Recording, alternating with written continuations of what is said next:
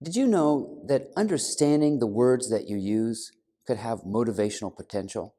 Yes, that's right. What you don't understand about the words that you use to describe yourself, your emotions, and your goals could be what's holding you back. You're watching My Morning Motivator.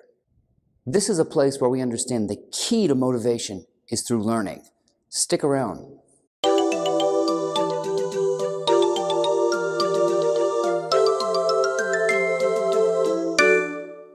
There are three areas of our life where words make an enormous difference on our feeling motivated to do something.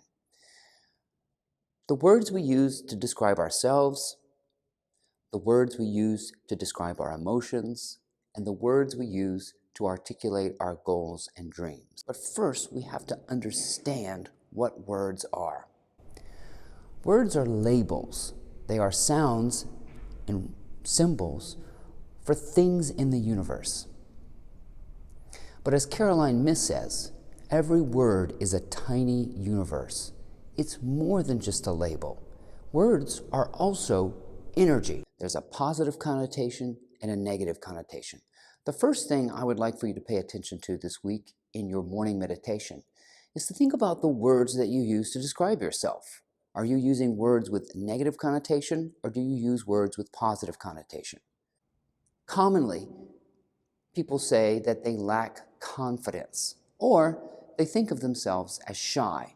If you think of yourself as shy, and you've used this word in the past to describe yourself, first recognize that the word you're using has a negative connotation.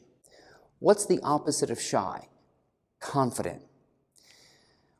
Once you've identified a word that's the opposite of a negative word you might use to describe yourself, I want you to look up the definition. Let's start with the formal definition of confidence. Confidence is a feeling or a belief that you can have to rely on someone or something. The dictionary calls it a firm trust. To really understand what a definition is, you have to experience the word or the thing in real time. Let me give you another example. What if I gave you the words oak tree? Most of us know what an oak tree is, but if you really want to understand the profoundness of that descriptive label on that living thing, you have to go out in nature and see an oak tree. The definition kind of falls short. We can create a mental image of it, but it really becomes vivid when we see it in reality. The same is true for personality traits, like confidence. Once you've unpacked the universe, the definition of confidence, you want to go out and seek it in nature. Spend time with it. Witness it. Observe it. Take it in. Become a student of confidence. See it everywhere. Find specific examples of confidence in the people that you hang around. If you don't hang around confident people, it could be time that you actually seek them out. Look at how they treat other people. Look at how you feel in their presence. This is a way of really understanding confidence. If you use words like shy to describe yourself, you're going to gravitate towards shy people. You're going to start looking for evidence of shyness in the world. But if you really want to change, first start by thinking of all of the words that you use to describe yourself. Any word that has a negative connotation, find its antonym, unpack its meaning, and explore the universe of that word in the people around you. Let's unpack another word that many people use to describe themselves, and that's the word lazy. Lazy means unwilling to work or to expend energy. Now let's take a look at a few words that are the opposite of lazy, words that have a more positive connotation. Active, energetic, industrious, productive. You could spend quite a bit of time unpacking the definition of those words, seeing what they really mean. Let's take energetic, for example. The formal definition of energetic is showing great activity and vitality. If you look all around you, you'll see that creation is active. There's so much vibrance, activity, and life in nature. You are nothing but energy. So it is in your nature to be active. Describing yourself as lazy goes against your true nature. But it could be the reason why you're unmotivated to do anything, because you really haven't thought about the power in the words that you use to describe yourself. The goal is to find people that embody some of these powerful words and watch and be with them. Observe how they interact with people and how they express themselves in the world. Now let's go on to words that we use to describe our emotions. Some of the obvious ones are sad and happy, but part of your spiritual development will be to become more emotionally intelligent, trying to find words that are a little bit more interesting than happy and sad. As a college professor, I often have noted anxiety is a huge problem for today's youth, and it's a terrible feeling. But we can apply what we've learned today with words about how we describe ourselves to help us get motivated with words that we use to express our emotions. Well, anxiety is a very good example. You probably don't need me to tell you that anxiety has a negative connotation. So let's go on to its opposite first. The opposite of anxiety is peace. If you look at the formal definition of peace, it is freedom from disturbance. I thought when I was doing research for this video that peace would be defined as calm. And in a way it is. It's another word they use is tranquil. But the formal definition is freedom from disturbance. I find that to be very interesting. When you unpack the word peace, it opens up a little bit more of an understanding of what it is.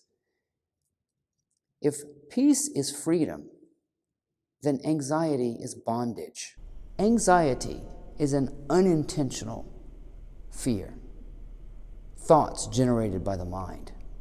Peace, on the other hand, is an intentional state of being.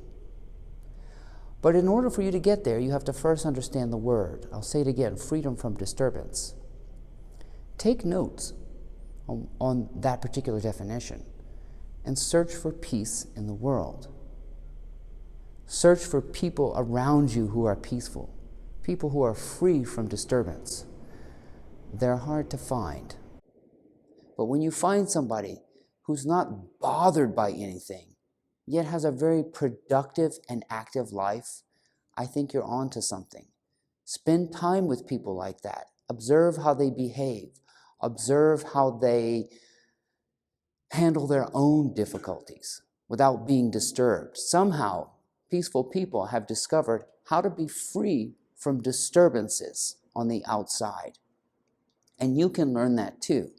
But first you have to understand the word peace and know how to find it in your surroundings. The final category of how we express ourselves in words is in how we articulate our future.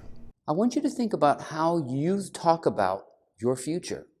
What words do you use? What are you actually searching for? One of the first places to start is to think about the different categories that your goals might fit into. For example, your goal might be to find a relationship. Your goal might be to be financially independent. Your goal might be to start a business, to start a family, to go to school. Whatever the case may be, think about those goals and how they relate to various areas of your life. Let's take relationships, for example. Many of you may be searching for a relationship. The word relationship is a tiny universe. There's not much there. But think about the goal on a larger term. What you're actually looking for in a relationship is love. The journey of love is a lifetime. That universe is vast and complex. But if you can find examples of love in the universe, it can be very revealing as to what it actually is. Let's talk about goals related to health, for example. If you want to lose weight or get in shape, have you ever thought of what the word health means or healthy? Health is complete and total well-being, body, mind, and soul. Once you understand the definition of that word, you want to go around and see if you can find people who embody health. If you feel unhealthy, out of shape, or any of these other words that have a negative connotation, start coming up with your own definition of health. Many of these words create an inner energy in you. These words are motivating words. They make you curious about yourself. They make you wonder what you need to do to feel their power. Complete and total well-being. Who wouldn't want that? That's the definition of health. Once you start understanding what it is, you'll start making small changes in your life to feel more of it. Another word in articulating our goals is under the category of wealth. What is wealth? Wealth is defined as the abundance of value, possessions, and money. Wealth has a broad definition. It's not just money. Remember, the very first word in the definition of wealth is abundance. And then the next word is an abundance of value. Possessions and money are the last part of that definition. So when you understand wealth at that level, articulating your goals towards wealth becomes a little bit easier to define because we're talking about things that are of value. You will learn so much when you understand the power of these words and you start searching for examples of them in people and in situations. I hope that this discussion of the motivating potential of words has gotten you thinking about the words that you use.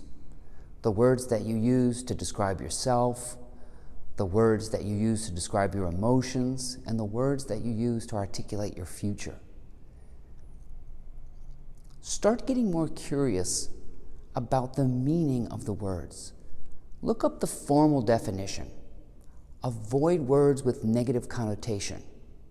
And start finding examples of these words in real time, in real situations, and with people all around you. If people around you are not confident, healthy, wise, and wealthy, go on YouTube. Find examples of people who talk about how to articulate their dreams in positive terms. Remember, the key to motivation is learning. When you learn, you're motivated. Today, we were learning about the use and the power of words. I hope there is something applicable in your own expression of words.